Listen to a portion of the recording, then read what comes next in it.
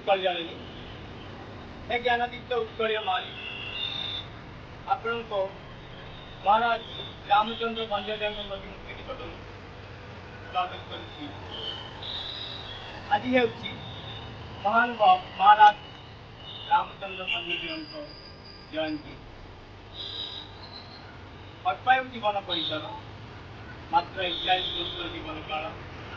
41 ବର୍ଷ ବୟସ ମଧ୍ୟରେ 41 ବର୍ଷର ଆୟୁଷ ପରିସରରେ ସେ ଓଡ଼ିଆ ଜାତି ପାଇଁ ଅନେକ କିଛି କରିଯାଇଥିଲେ।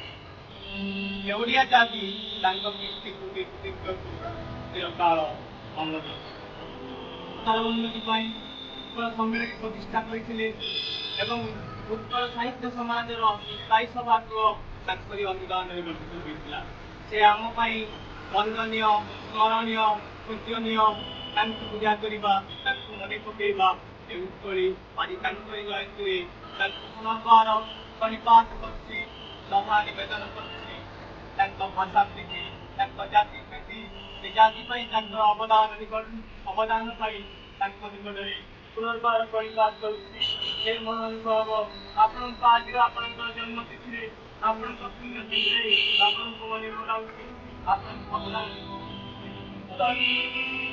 ରାମଚନ୍ଦ୍ର ବନ୍ଦେ ଉତ୍କଳ ଜନନୀ, ବନ୍ଦେ ଉତ୍କଳ ଜନନୀ, ବନ୍ଦେ ଉତ୍କଳ ଜନନୀ।